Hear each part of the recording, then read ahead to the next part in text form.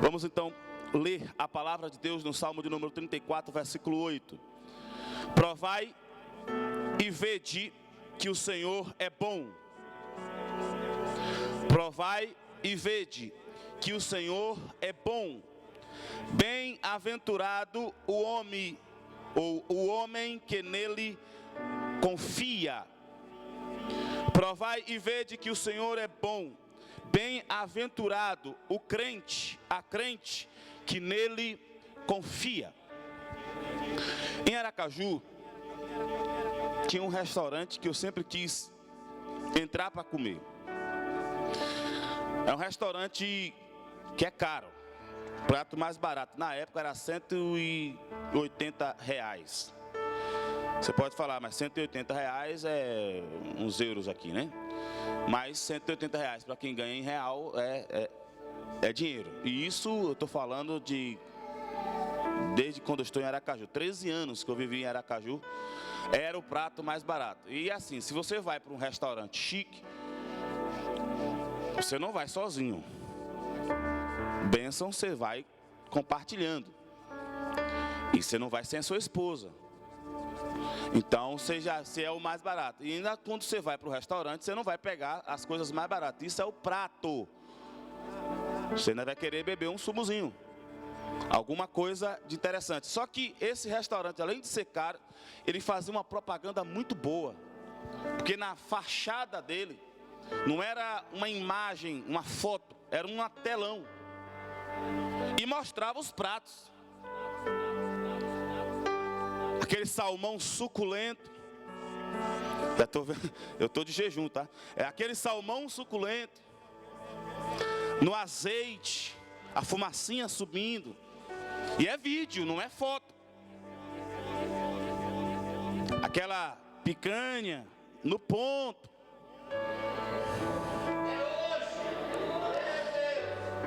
Eu sempre quis provar aquilo. Sempre quis provar aquilo.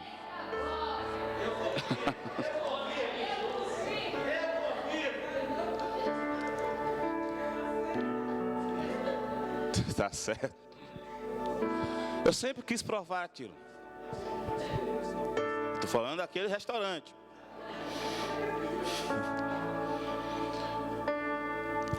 Eu quero fazer uma pergunta. Ainda em uma introdução de mensagem. Você acha que uma pessoa se fazendo de doido está alcançando a vitória?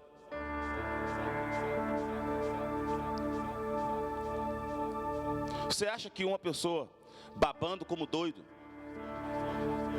reclamando como doido, falando como doido, agindo como doido, está alcançando um livramento, uma vitória? Então deixa eu contar uma historinha que está no primeiro livro de Samuel, capítulo 21, a partir do versículo 10. Davi, na sua juventude, venceu um gigante chamado Golias. E depois que ele venceu esse gigante Golias, ele casou com uma das filhas de Saul. Não vou entrar em detalhes na história, porque não é o meu interesse. Ele casa e ele entra para o exército de Israel e se torna um grande capitão. E por ser um grande capitão, ele começa a liderar grandes vitórias. E estas grandes vitórias faz com que o nome de Davi cresça. Só que chegou um tempo que, por causa desse crescimento, que as mulheres do reino de Israel cantavam que Saul feriu os seus milhares, porém Davi os seus 10 milhares, atraiu a inveja, a ira de Saul. No Brasil tem um técnico que já foi técnico da seleção portuguesa, Filipão Scolari, que diz que inveja de homem é pior do que inveja de mulher. Não sei se é verdade, mas aí cabe bem aqui na história de Saul. Porque o homem ficou tão invejoso que nem Davi tocando a harpa, os demônios saíam dele. e começou a perseguir a Davi, e foi uma perseguição atroz. Aí Davi começou a fugir, e foi para ali, e foi para acolá, e ele começou achou que encontraria uma folga, um descanso da sua fuga no reino de Gate. Ele achou que poderia encontrar no rei Aquis, ele poderia encontrar um descanso dessa fuga, porque Davi não queria lutar contra Saul, porque ele sabia que se precisasse lutar contra Saul, ele teria que matar Saul, ou ser morto por Saul, e ele não queria lutar com Saul, por isso fugiu. E nessa fuga ele chega em Gate, e ele ouve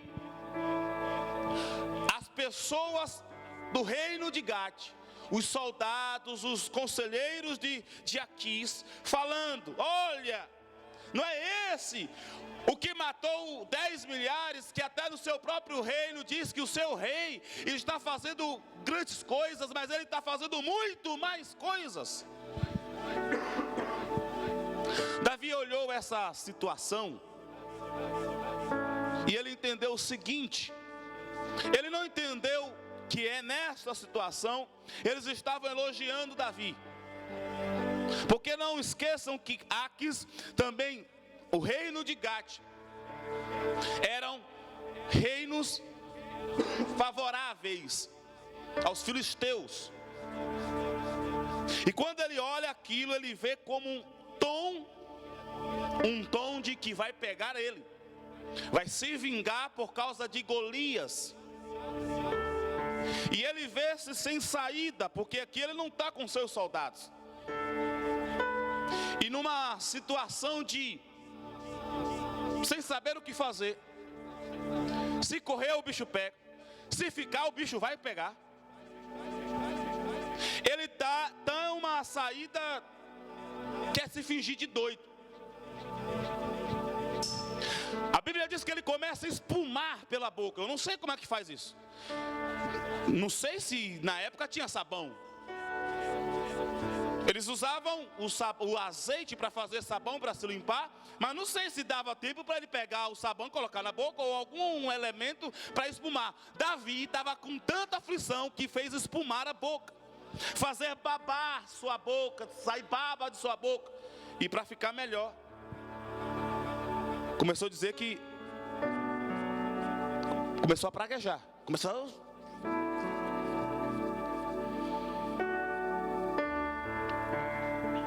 eu ia falar uma coisa de futebol, mas deixa aqui. Começou a praguejar. O rei Aquis olha para aquilo e fala: isso não é rei Davi não, moço. Ou não é o soldado Davi não. Eu tenho tanto doido aqui em Aquis, vocês vêm me trazer mais um para cuidar? Manda esse cara embora. Eu não preciso de mais um doido, de mais um maluco aqui para eu cuidar, alimentar. Não, manda esse cara embora.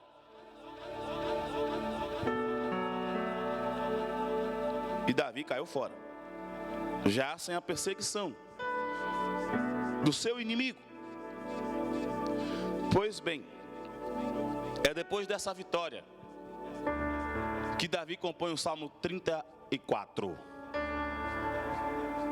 É depois desse livramento que Davi compõe o Salmo de número 34. Quando ele mudou o seu semblante, em algumas traduções vai chamar o rei Aquis de Abimeleque, ou vai dizer que Aquis na verdade não era o nome do rei, era um título como faraó. E ele mudou o seu semblante, e como ele mudou o seu semblante, ele foi expulso daquilo ali. E porque a ideia de ser expulso é a ideia do livramento. Então ele compõe o Salmo de número 34. Eu fiz algumas anotações, o Lucas Bernardo não ajudou aqui muito, mas eu fiz algumas anotações, porque o texto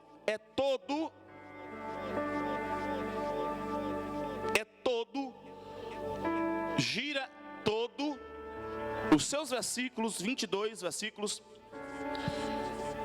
giram em torno do verso 8. Aqui é um chamado de acróstimo, ou como é que esquece o nome? Cada frase de um poema começa com uma letra do alfabético, e aqui está incompleto. E ele começa a fazer, e tudo gira em torno do versículo de número 8. Ele começa dizendo que vai louvar ao Senhor em todo tempo, e em todo tempo a sua boca terá louvores para Deus. Ele avança dizendo que a sua alma, quando ele diz a sua alma, ele está dizendo o seu entendimento, e o seu entendimento também glorificará ao Senhor. Ele vai dizer que sempre vai engrandecer o Senhor. E ele começa essa segunda parte do Salmo, a partir do versículo 4, que vai até o versículo de número 10, a falar, olha, a meio que recontar aquilo que ele viveu em Gate. Olha, eu busquei ao Senhor e ele me respondeu, livrou-me de todos os meus temores. No caso aqui de Davi, não era exatamente uma perseguição, era um medo, era um temor. Em nenhum momento Aquis disse que ia pegar ele. Em nenhum momento aquela frase deu a entender que eles estavam para pegar Davi, de que não daria a Davi sossego ou um descanso da sua fuga contra o rei Saul. Mas ele temeu, e o seu temor, o pavor, foi tão intenso, foi tão forte, que ele se fez de doido, e nesse se fazer de doido foi a única saída que ele encontrou para sair daquele lugar. Não tinha outra saída a não ser por este recurso de doido. Aí ele vai, clamou este pobre, e o Senhor o ouviu. E aí tem um versículo que muito protestante não acredita em anjo da guarda, porque a Igreja Católica pegou este versículo e criou o dogma do anjo da guarda meio que infantilizado, né? Não é exatamente como se prega lá, mas é uma verdade que está na Bíblia. O anjo do Senhor acampa-se ao redor dos que o temem. E o anjo do Senhor, acampado ao redor daqueles que o temem, livra de todas as coisas. O anjo do Senhor está ao redor. Eu não sabia como sair daqui, mas de alguma forma o anjo me livrou. E me livrou não foi exatamente uma perseguição, foi de um medo. Versículo 10, ele vai dizer uma coisa interessante. Os filhos dos leões necessitam e sofrem fome. Os leões é uma das classes dos animais que mais protegem seus filhos. Davi está dizendo que os filhos dos leões necessitam e sofrem fome, mas aqueles que buscam o Senhor de nada têm falta. Terceira parte do Salmo, a partir do versículo 11 até o 14, ele vai fazer um convite aos meninos para ouvir e aprender o temor do Senhor.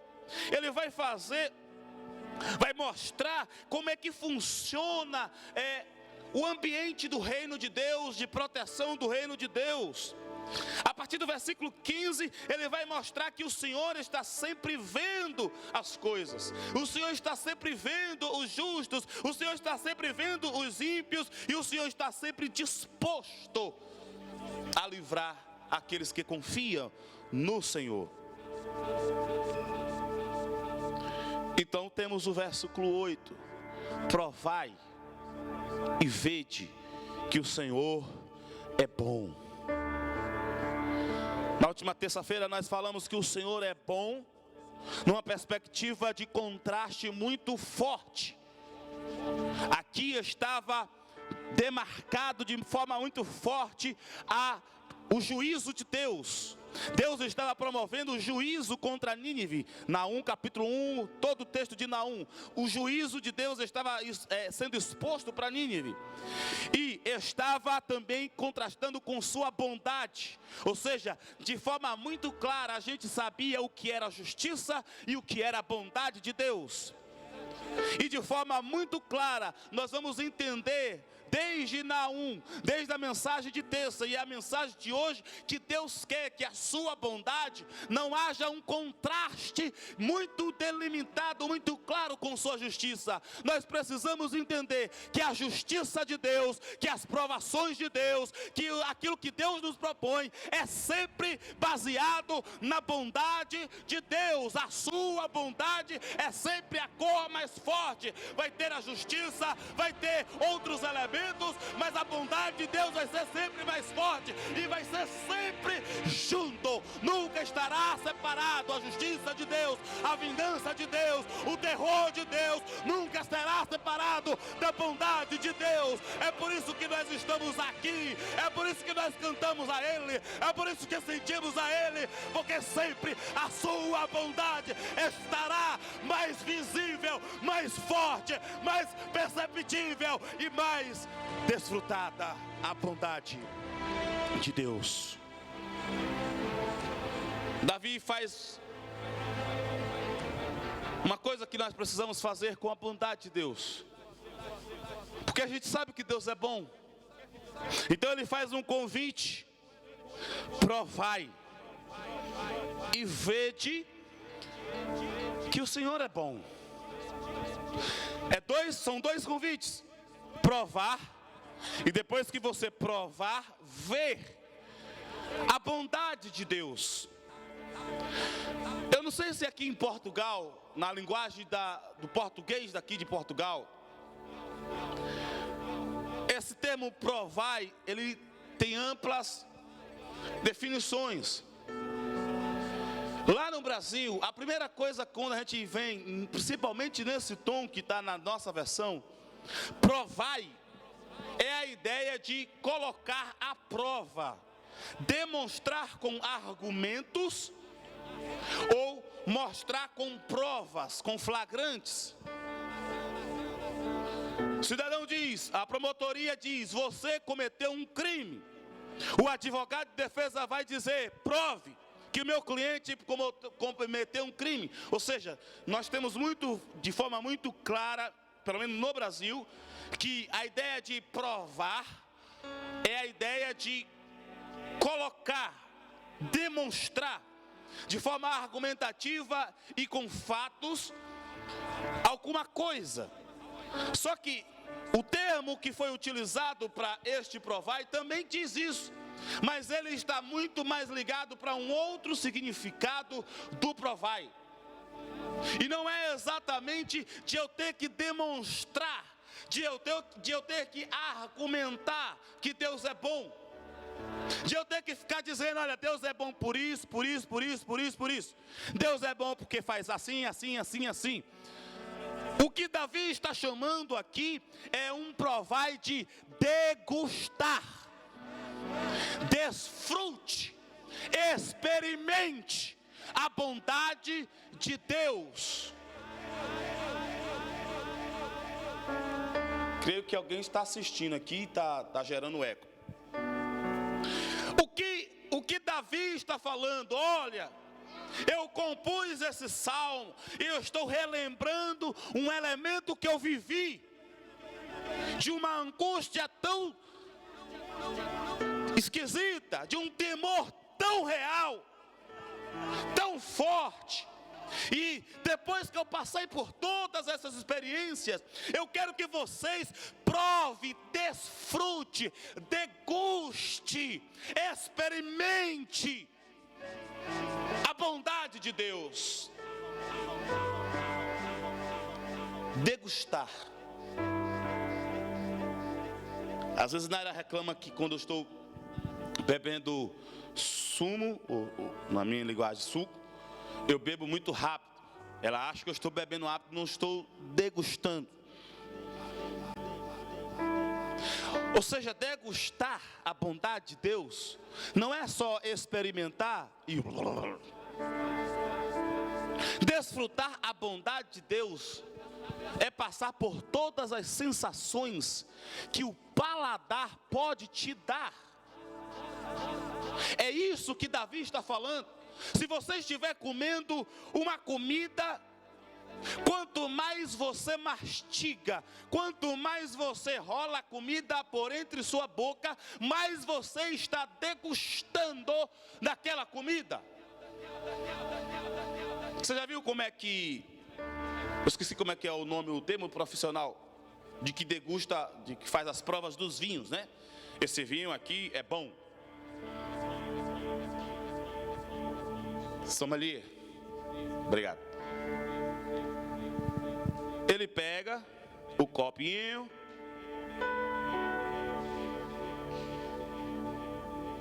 não degustou ainda. Aí ele pega um tiquinho, um pocochinho, bebe. É, mais ou menos. Aí vai para o outro.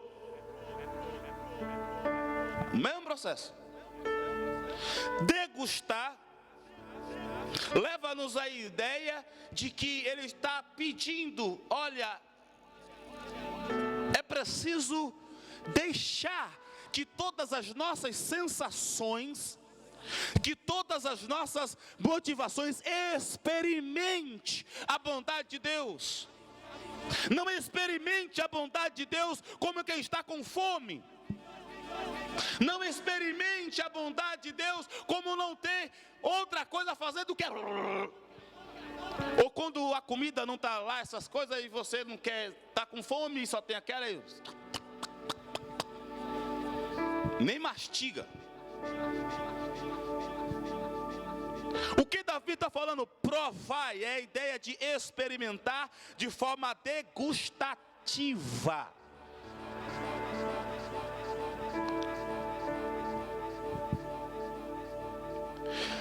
A outra palavra que no original vai dar a entender de provar é a ideia de discernir. Fazer um discernimento. Deus é bom. Aí sim, naquele contexto que, pelo menos no Brasil, é mais habitual, no sentido que é colocado aqui, o do provai. Fazer um discernimento, um arrazoamento. É sempre bom. De tempos em tempos, a gente meditar na palavra de Deus, falou, Deus é bom mesmo. As coisas podem não estar boas, mas ainda estou vivo. Ainda posso sentir a presença de Deus. Ainda posso respirar. Quantas pessoas estão precisando e eu estou aqui, tendo tempo de estar na casa de Deus, tendo condições de trabalhar, de trazer o sustento para minha casa. Eu ainda tenho condições de fazer algumas coisas. De tempos em tempos nós precisamos fazer esse discernimento, que as coisas estão acontecendo, ou que nós passamos por algumas dificuldades, por algumas provações, por algumas tempestades, por algumas perseguições, por alguns temores, mas mesmo passando por essas coisas, uma coisa é clara: o juízo de Deus pode estar claro, a vingança de Deus pode estar determinada, mas Deus é bom, e ponto final. A bondade de Deus dura para sempre. Eu preciso discernir isso. Deus é bom. Deus nunca foi injusto comigo. Deus nunca foi malvado comigo. Deus nunca pensou mal de mim. Deus nunca quis que eu me quebrasse todo. Deus sempre quis o meu bem. Deus sempre quis a minha paz. Deus sempre quis a minha alegria. Deus sempre quis o meu gozo. Deus é bom o tempo todo. Deus é bom.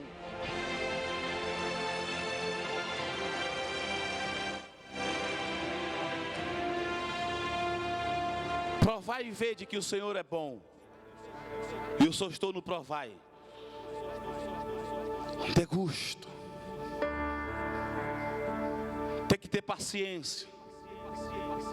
É sentar com calma. Você não vai para um restaurante caro para ir nas pressas. Você vai para sentar, esperar o atendimento e receber a comida gostosa, que normalmente é menor do que aquilo que ele está acostumado a comer, mas é aquilo que vem. E sempre dá aquele prazer de você pegar, comer e faz questão de jogar a comida por todos os lados da boca. Vai para o céu da boca, para a língua. Para alguns pode ser até nojento, mas é o processo de comida boa. É o processo de experimentar coisa boa. Quando a coisa é ruim, ou você expele, ou você joga direto. Ou você joga fora, ou você manda para dentro, de vez. Mas quando a coisa é boa, você faz questão, ainda mais se pagou caro, de degustar. Davi está falando, olha, degustem com carinho da bondade de Deus. É exatamente no tema onde ele explica o momento crucial de que ele estava com muito medo, mas com um pavor tão grande, um pavor de ser morto. Um homem que na sua juventude, na sua adolescência, matou urso, matou animais ferozes, que na sua juventude derrubou um Golias e fez um exército se prostrar diante dele e aceitar que ele era um grande líder, que ele é um grande capitão. Um homem que quando assumiu a capitania de um esquadrão de exército de Israel, começou a ter mais vitórias até do que o seu próprio rei. Ele é um homem poderoso, mas chegou um momento que estava apavorado de medo. E quando ele viu o pavor, ele também experimentou a bondade de Deus em todos os tempos. Por isso ele diz com muita autoridade, com muita ênfase: olha, provai, deguste com carinho, sem pressa, da bondade de Deus. O que é provar a bondade de Deus? Eu vou me ater apenas ao Salmo 34. Provar a bondade do Senhor, versículo 4, é buscar ao Senhor e achar o Senhor. Busquei ao Senhor e Ele me respondeu. Livrou-me de todos os meus temores. Ele achou, ele buscou e ele achou. Desfrutar da bondade de Deus é mesmo que você buscar a presença de Deus e sentir a presença de Deus. Buscar ter paz e sentir a paz de Deus. Desfrutar da bondade de Deus é quando tudo te diz: olha, se desespere, olha, faça loucuras, olha, fuja, olha, né? Aí você para, né? Eu tenho um Deus, eu tenho o Rei dos Reis, eu tenho o Senhor dos Senhores, que diz: clama a mim e responder-te-ei. Eu tenho o Rei dos Reis, o Todo-Poderoso, que diz: vinde a mim todos os que estão cansados e oprimidos. Eu tenho um Todo-Poderoso que diz: os meus ouvidos não estão tapados para ouvir o clamor daquele que me busca. Os meus olhos não estão cegos para ver aqueles que estão necessitados. E as minhas mãos não estão para trás, não estão cruzadas, sempre estão estendidas para aqueles que precisam da minha mão.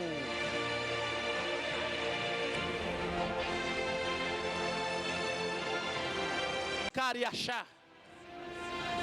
Enquanto não achar, não parar de buscar, porque o Senhor diz que aquele que busca, acha. Buscar e achar. Versículo 4. Versículo 5. Olharam para ele. Ele quem? O Senhor. E foram iluminados, e os seus rostos não ficarão confundidos. É olhar olhar e ver. Experimentar a bondade de Deus é olhar e ver o que realmente está acontecendo. O versículo 5 está deixando dizendo: olha, aquele que está com o Senhor, aquele que experimenta a bondade de Deus, ele enxerga e não fica confundido com as coisas que está vendo, não fica atormentado, ele vê e enxerga o que realmente é. Por isso eu acredito que aqui sim que queria, ou Abimeleque queria sim matar Davi.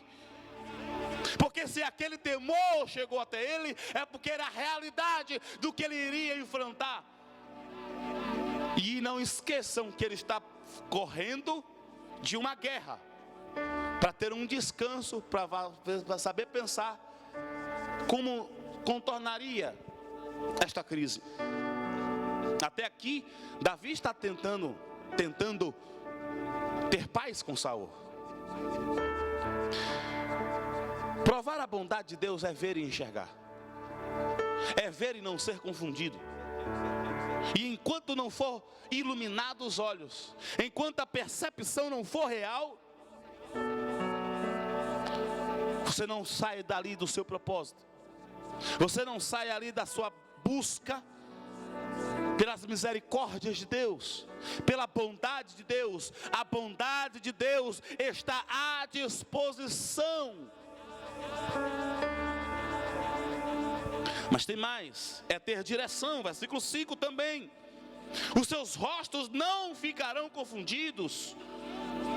Experimentar a bondade de Deus é quanto mais você está perdido e a situação da carne diz que é para você ir para a esquerda, a situação do mundo diz que é para você voltar para trás, ou do momento até diz que é para você morrer, mas você olha, para um pouquinho, experimenta a bondade de Deus e Deus dá um norte, Deus dá uma direção, e essa direção é poderosa, é valiosa, é gloriosa, é solucionadora.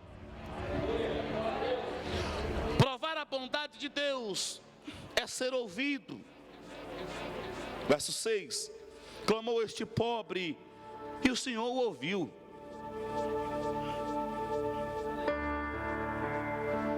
Quantas pessoas que oram e não sentem, e não vão ter respostas de oração? Quantas pessoas que até podem estar clamando de dia e de noite, e Deus não vai dar ouvidos, porque insiste em algumas coisas. Mas experimentar a bondade de Deus é você saber que pode dobrar os seus joelhos, ou sentado, ou em pé, ou até mesmo deitado. Não importa a sua postura física, importando a sua postura é diante de Deus, de seriedade. Você diz: Senhor, tem socorro de mim, e o Deus ouvir a sua oração. É você dizer: Deus tem misericórdia de mim, e você saber que Deus está ouvindo. Isso é experimentar a bondade de Deus. Aquele cego que estava à beira do caminho, ele começa a clamar ao Senhor, e as pessoas e os próprios discípulos começaram a dizer para ele calar a boca, para ele parar de ficar gritando, para ele parar de chamar a atenção. Ele percebeu que podia experimentar a bondade de Deus, porque se os discípulos estão mandando ele calar a boca, é porque Jesus está ouvindo. Então vou parar a falar mais alto do que os discípulos de Jesus, e vou manter experimentando a sua bondade, clamando, lutando e sendo ouvido por Ele. Provar a bondade de Deus é ouvir ou ser ouvido. Na palestra de família, sempre se diz que para uma boa comunicação, você precisa ouvir primeiro, para depois falar. E o que o salmista está falando é que mesmo que você não ouça, você clamando, Deus está te ouvindo. Isto é experimentar a bondade de Deus, mesmo quando a comunicação com Ele não está tão efetiva, não está tão clara, a gente não consegue enxergar as coisas, mas você diz: ó Deus, eu sei que o Senhor está comigo, eu sei que os anjos estão acampados ao meu redor, eu sei que o Senhor está me livrando, ó Deus, por isso eu posso clamar e saber que o Senhor está ouvindo. Eu posso não estar ouvindo agora, como Daniel clamou 3 semanas e não foi ouvido, mas na hora certa a resposta chegou. Mas a verdade é que no primeiro dia, na primeira oração que ele fez ao Senhor, ele já tinha sido ouvido. Isso é experimentar a bondade de Deus. Experimentar a bondade de Deus é ter anjos de guarda-costas.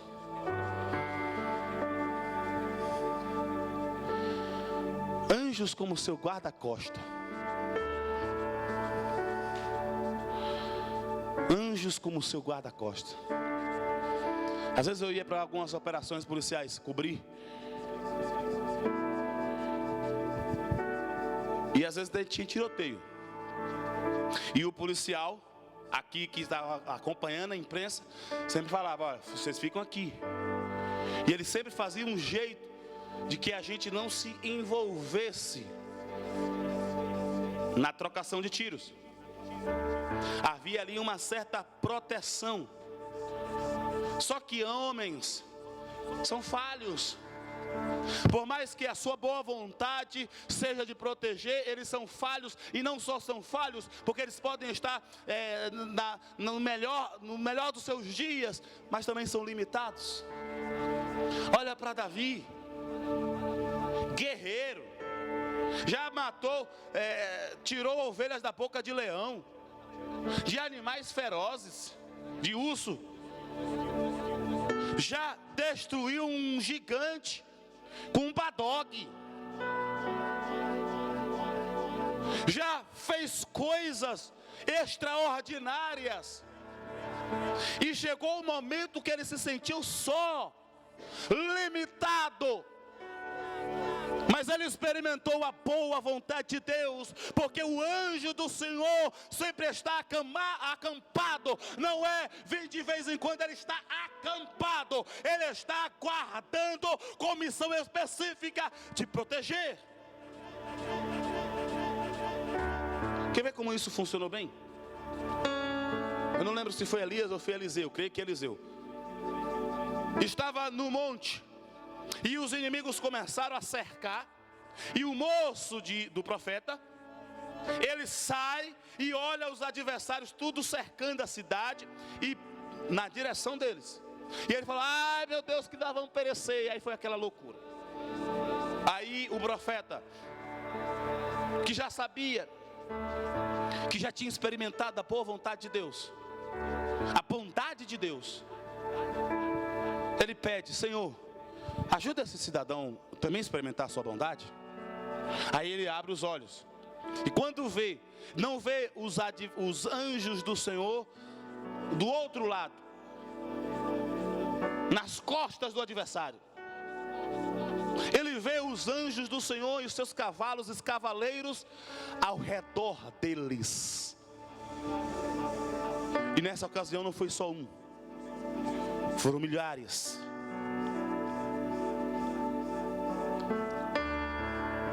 Versículo 10: os filhos dos leões necessitam e sofrem fome, mas aqueles que buscam ao Senhor nada tem falta. Desfrutar da bondade de Deus, degustar da bondade de Deus, é ter a percepção de que nada está te faltando.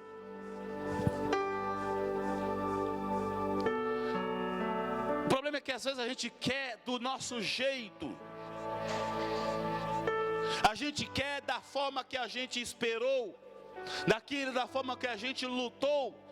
Mas nós estamos diante de um Deus que diz: olha, coloque todos os seus projetos nas minhas mãos, através do rei Salomão. Olha, coloque todos os seus projetos diante do Senhor, e Ele, todos os seus caminhos ao Senhor, os seus projetos, e Ele vai endireitando aquilo que você não conseguiu endireitar. Ele vai arrumando aquilo que não é da sua competência arrumar. Ele vai colocando as coisas no lugares. Coloca nele, descansa nele, que Ele tudo fará.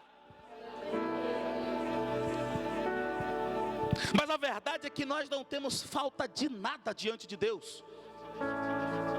Diante de Deus nós não sofremos falta de nada.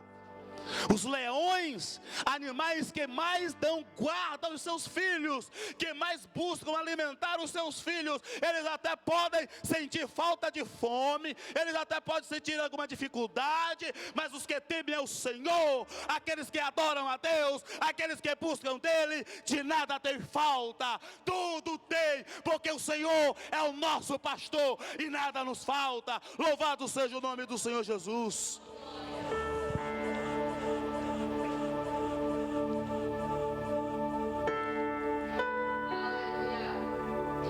Lembro que em Aracaju uma vez,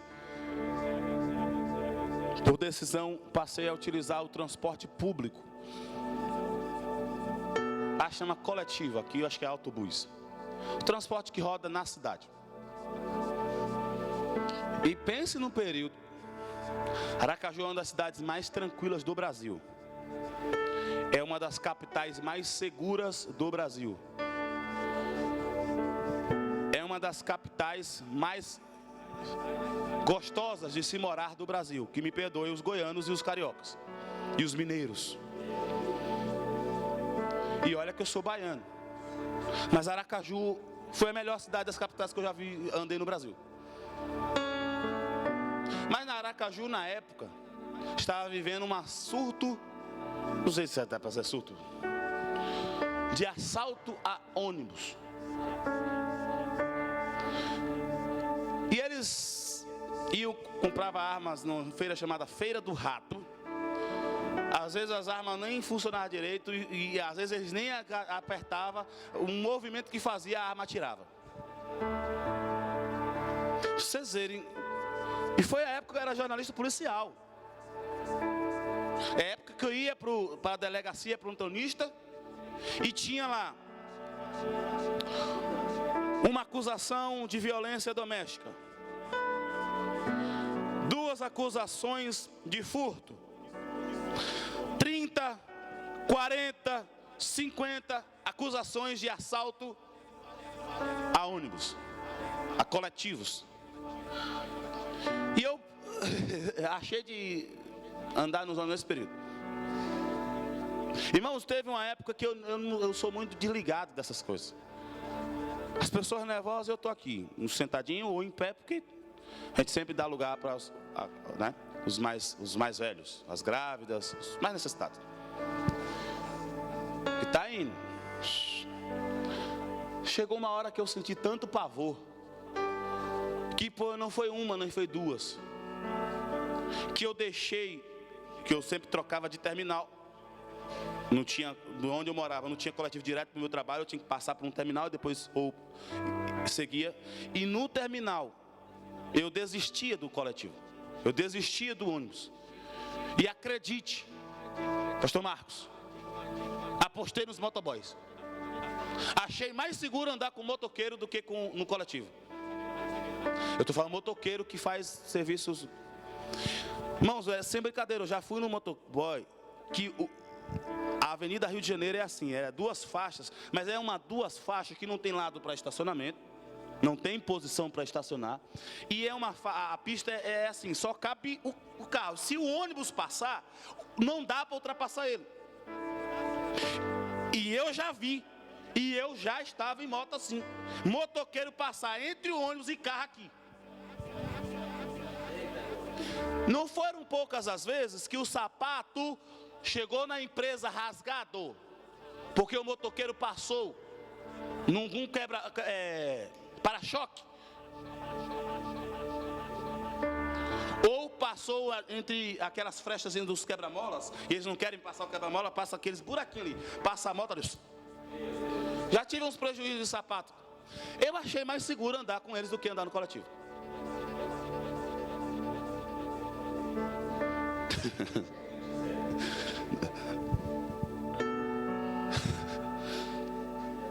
Para você ter uma ideia, uma vez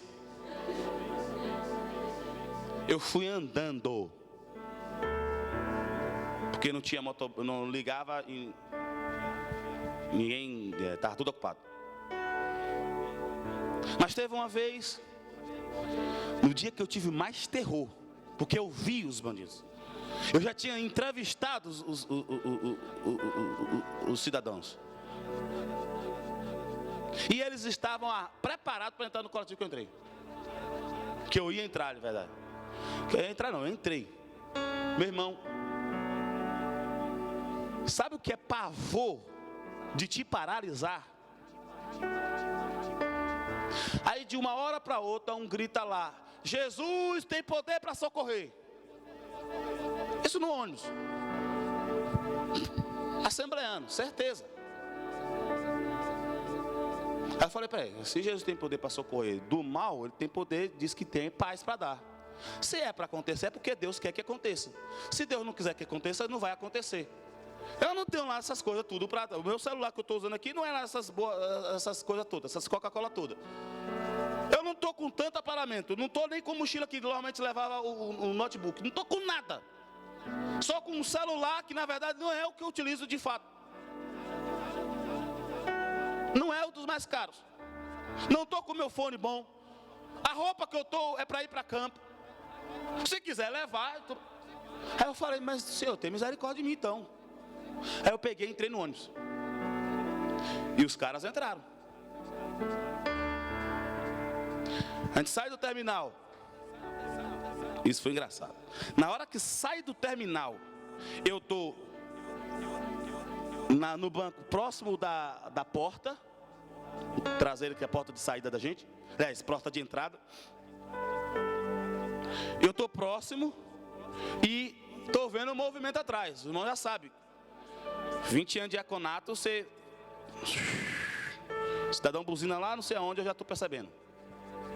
Eu estou só movendo o movimento aqui. Daqui a pouco eu ouço: motorista, para o ônibus. Falei: é hoje. Eu nem olhei para trás. Para o ônibus. O motorista olhou e parou.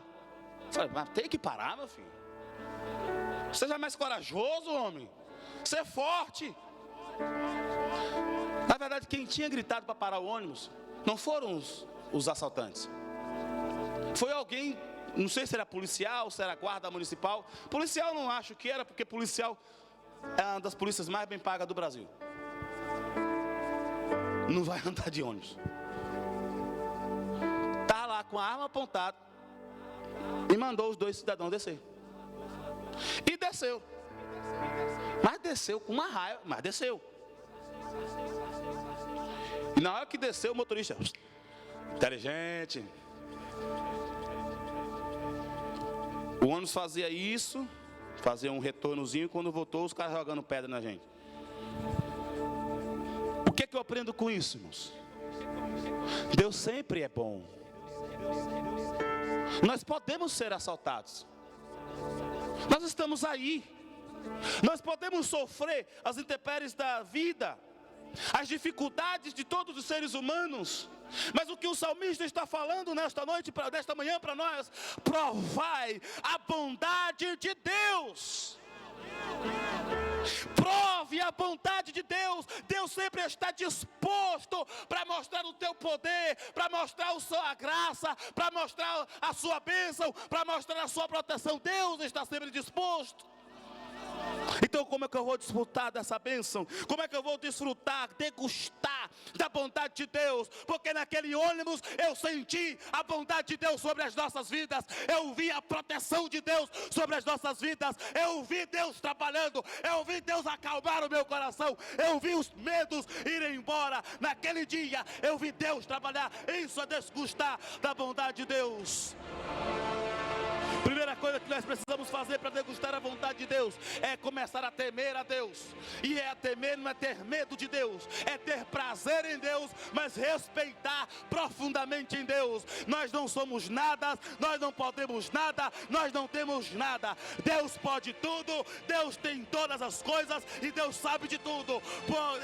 Por sua misericórdia, por sua bondade, se agradou de nós. Então vamos estar junto deles, respeitando a sua santidade, respeitando a sua autoridade, respeitando o seu senhorio, respeitando o seu poder, mas sobretudo desfrutando da sua presença, desfrutando da sua graça e do seu amor.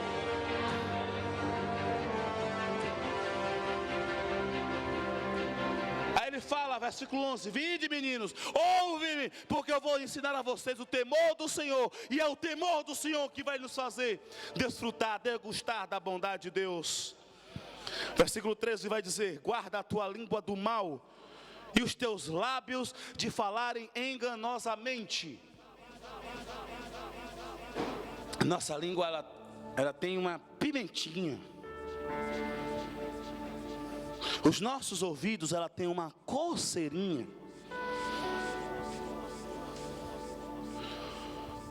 Mas quando nós, por temor ao Senhor, guarda a nossa língua, a Bíblia diz que aquele que freia a sua língua tem domínio sobre todo o seu corpo. É homem poderosíssimo. A gente não consegue isso de forma natural, mas nós contamos com a ajuda do Espírito Santo para fazer isso. Guarda a língua do mal, guarda o ouvido de ouvir coisas más, e aí esteja atento, versículo 15, ao clamor.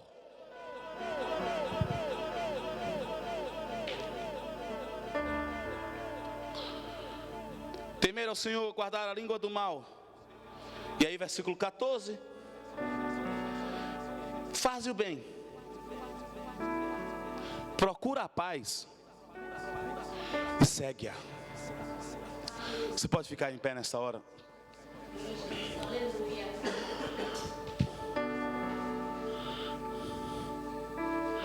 Degustar da bondade de Deus. Muitas vezes nós encontramos a paz, mas não seguimos. Em outros momentos nem a procuramos. Mas quando nós nos humilhamos perante o Senhor, nós experimentamos a sua bondade. A sua bondade que mandou o seu Filho Jesus Cristo morrer na cruz do Calvário em nosso favor. Então a gente começa a buscar: Senhor, o Senhor disse que eu teria paz, e a paz que o Senhor me deu ou me daria não era a paz como o mundo a dá. Então ajuda-me, ensina-me a desfrutar da sua paz.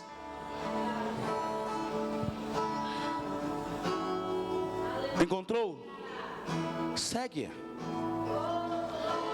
Não fica tentando remoer as coisas, não. Isso é degustar da bondade de Deus. Meus amados irmãos e irmãs, Igreja de Cristo Jesus, comprada e lavada com seu próprio sangue, sacrifício vivo e real, nós podemos experimentar a bondade de Deus. Não é uma opção caro. Aquele restaurante eu já comi nele.